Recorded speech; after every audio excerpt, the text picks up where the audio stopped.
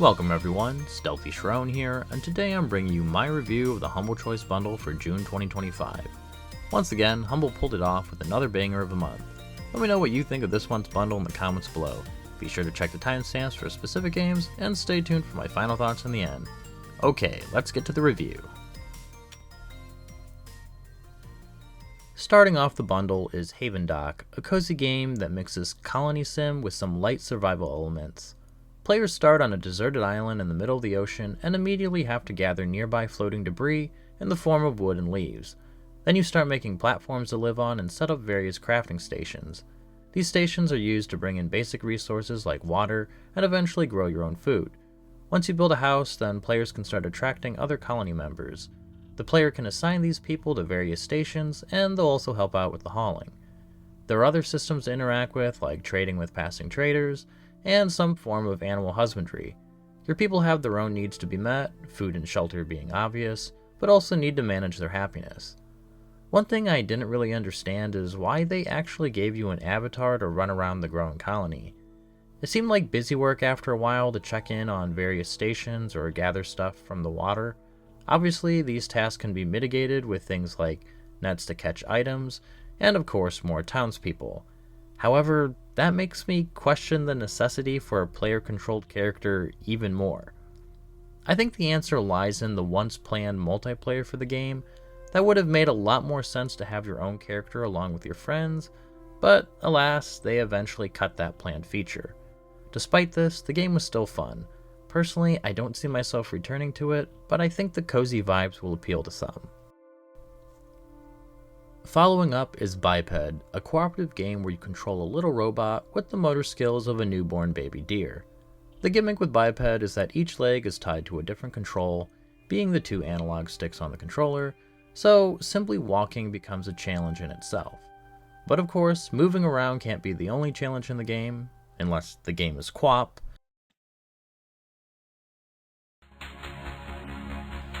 Each level has a series of obstacles the players have to overcome and puzzles to figure out.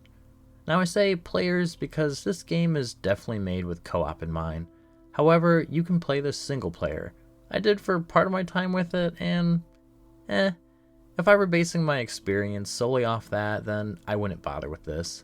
I don't really care for these kinds of games and definitely only see the appeal of playing them with someone else. Seeing as how my wife showed me this game some time back and that it may be worth trying, of course, I brought my wife on board to play the game with, and I can safely say that playing this game is a lot better in co-op. But what game isn't better with a friend? That said, the levels seem to be well designed for co-op play, and we enjoyed our time trying to pass the challenging obstacles. My wife said that while it's not amazing, it's still a fun game to play a level or two before going to bed or something similar. Basically, a fun filler game, and I agree. Furthermore, the game supports remote play together, so only one copy is needed, or just play on the same screen. Bottom line, if you have a friend to play with, then consider this one. If not, then only bother with it if you really like something like this. And what is the biggest surprise for me in this bundle? We have Sker Ritual, and that's largely because I didn't expect much from this. I played the developer's previous game, Made of Scare, and thought it was an okay horror game. It wasn't amazing, but I overall recommended it despite what I considered flawed enemy AI. I figured they probably could learn from that game to make another horror title in the future. So when I saw they were going to go for a multiplayer horde shooter with Sker Ritual, well, I wasn't that enthused. It seemed like an easy way for them to reuse assets to make a quick cash grab for their next venture. Upon playing the game though, I'd like to rescind those thoughts. Sure, they probably did want to pivot into something that wouldn't take nearly as long to develop, so why not continue the game from Made of Scare? When I stop to think about it, that's smart actually. Although Sker Ritual has a lot more added to it with different enemies, locations not seen in Made of Scare, and of course an entire combat element with the first person shooting that wasn't present in their aforementioned horror title. What we actually have is something akin to Call of Duty Zombies. You start each map in a small area and kill waves of enemies.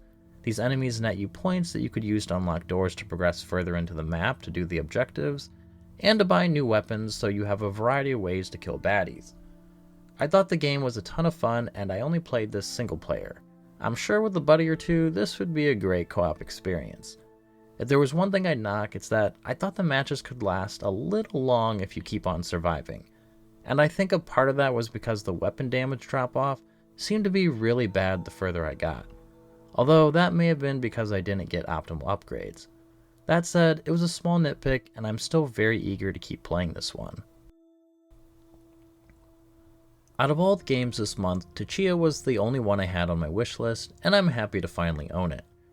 New Caledonia culture, environment, and society greatly influenced this game, and as some of you already know, I'm always down when it comes to representation for settings and people I know little about, and I imagine a good many others as well. And to top it off, Tchia is just a fun game. Much of Tchia might seem like busy work or pointless activities for some, but really it's the game's attempt to capture that feeling of immersion in this unique setting, and Tchia just wants players to have a chill time while doing so. The music minigames can be played as actual rhythm games, or you could choose to sit back and enjoy. And just a note on their soundtrack in general, it's phenomenal.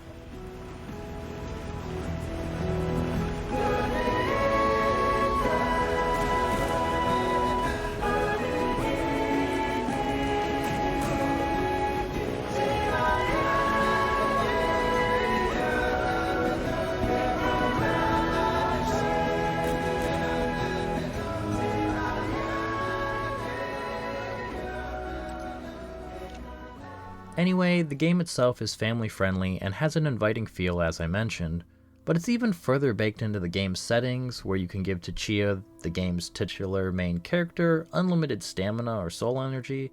Also, there's an option to tone down some of the more intense cutscenes if you want the game to be 100% kid friendly. Exploration is quite fun in Tchia and reminded me a bit of roaming around in Breath of the Wild. However, in Tchia, you're given a compass and have to use landmarks and signposts to figure out where you are and update your marker on the map. The game gives you just enough so that it's not frustrating, but also not so much that those tools are still necessary and part of the fun of exploring. Finally, I mentioned Tchia having soul energy, and that's because she has a special power where she can soul jump into just about anything. Things you would expect like animals such as a fish or a crab, and then inanimate objects like a coconut or the machete in one of the cutscenes. It's a crazy mechanic and one that I think will be a lot of fun experimenting and seeing what you can do with it. I definitely see myself returning to this one and sitting down to play with my daughter, who I'm sure will get a kick out of some of the things in the game. In Dungeons of Hinterberg, you play as Louisa, a young woman trying to escape her humdrum life to do something new and exciting, and that happens to be exploring magical dungeons that appeared suddenly around the small town of Hinterberg in the Alps. The story offers a relatable character in a familiar setting that also has its own unique charm. Additionally, Hinterberg has a passage of time mechanic that has you passing the time during the day by tackling dungeons, and in the evening you're hanging out with the townsfolk and making friends. In a similar system to something like Persona, you have to manage your time and also your social relationships. Each character you meet in Hinterberg has their own stories, and as you rank up your relationship meter, it also comes with new unlocks for Louisa. Outside of the narrative side of things, there's obviously all the dungeons that the players will be making their way through. This comes with a set of combat encounters where you have to dodge and chain attacks together in a similar fashion to other games like it. There are also region-specific spells you unlock that can be used in combat.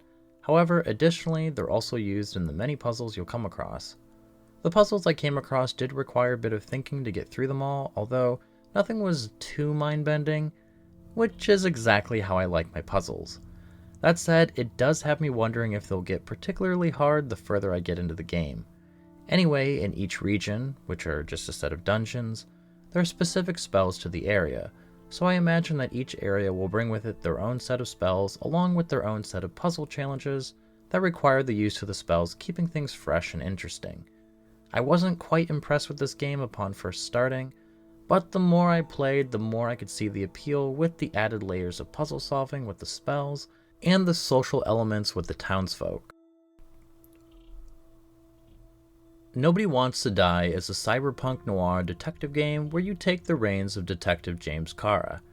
Although in true noir story fashion, Kara is haunted by painful memories, regret, and addiction to chemicals and liquor to wash it all away. Despite being suspended, he manages to get his police chief to give him one off the books. It was supposed to be a routine, only to find out that it was actually a murder. And murder is unheard of in this world. Or well, true death, as it were. And that's because in this far-flung future, everyone is immortal.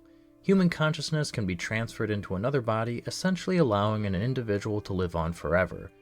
It's a theme that has been tackled before, but I still think it made for compelling storytelling. As far as the gameplay goes, don't expect any action. I'm fairly certain there is none, as the game largely has you walking around areas looking for clues. However, there's a good bit of banter with excellent voice acting between Kara and his liaison, James, Sarah Kai. Is that chocolate? That's what it says here. Can I ask you to do something for me? What, you want me to steal evidence? No. I mean, yes. Listen, could you describe the scent to me?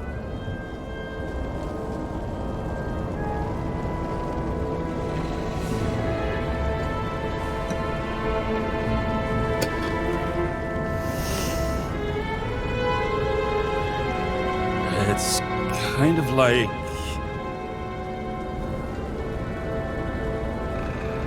It's like taking synthetic tobacco and smearing it on your fingers. Tell you what, why don't you try describing it in a way that doesn't sound gross? Anyway, the player will interact with objects of interest, and when it comes time to actually piecing together what happened, the detective has an assortment of gadgets to help him do so. The main tool being the Reconstructor, which allows players to recreate the crime scene based on analysis and evidence found. I thought it was neat, if a bit finicky, to land the time marker in exactly the right spot to find an analysis point.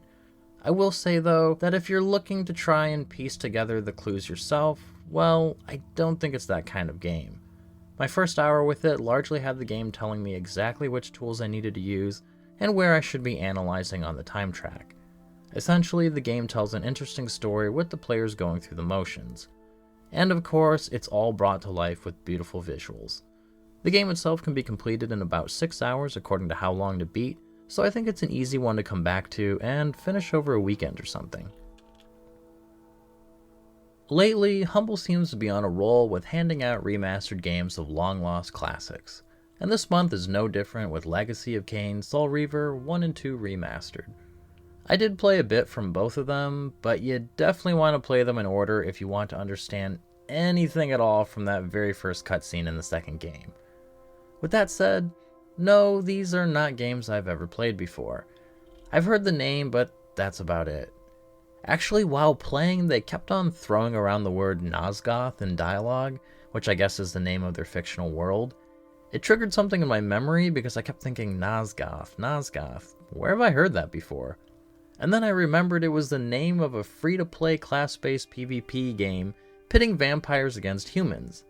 It didn't fare that well with critics and probably players as well, since the game didn't survive long, but I remember my wife and I really liking that game and was sad when it got shut down. Anyway, I guess it was set in the Legacy of Kain universe, so the more you know.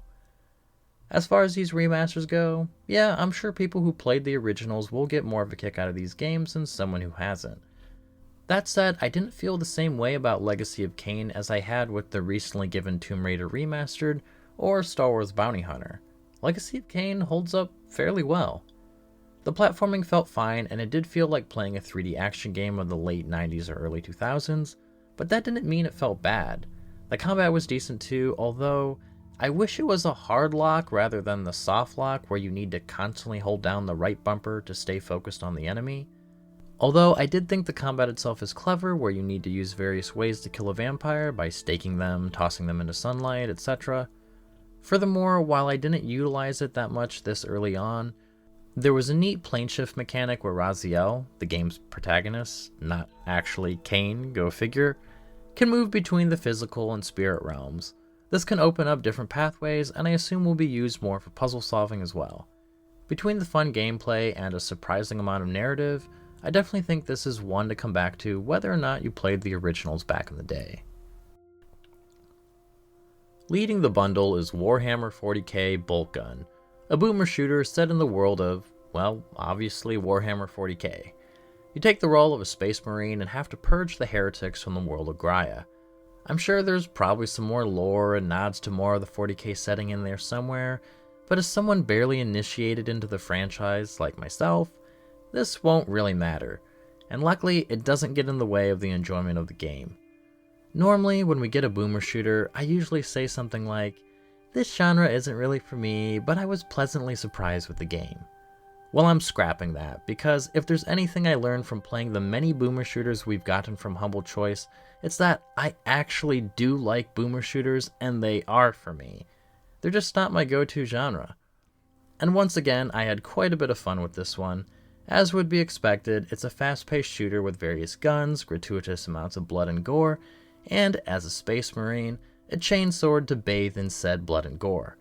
The level design seemed fine to me, and there seemed to be an overwhelming amount of pickups. Full disclosure, I played the game on medium difficulty and felt that it may have been a bit too easy, save for one section near the end of my hour where I almost died.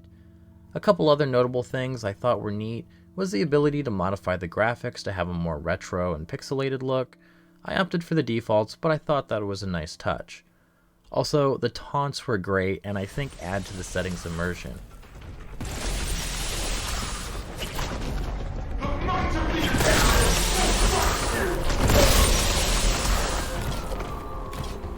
That alone made me want to jump back in to purge more heretics for the Emperor.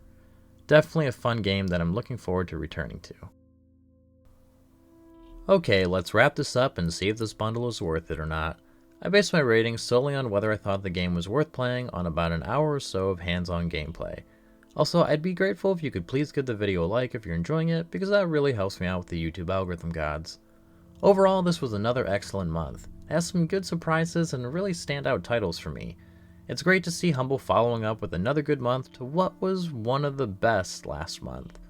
I think if there's anything to knock is that perhaps the bundle's headliners don't really have the weight to sell the bundle.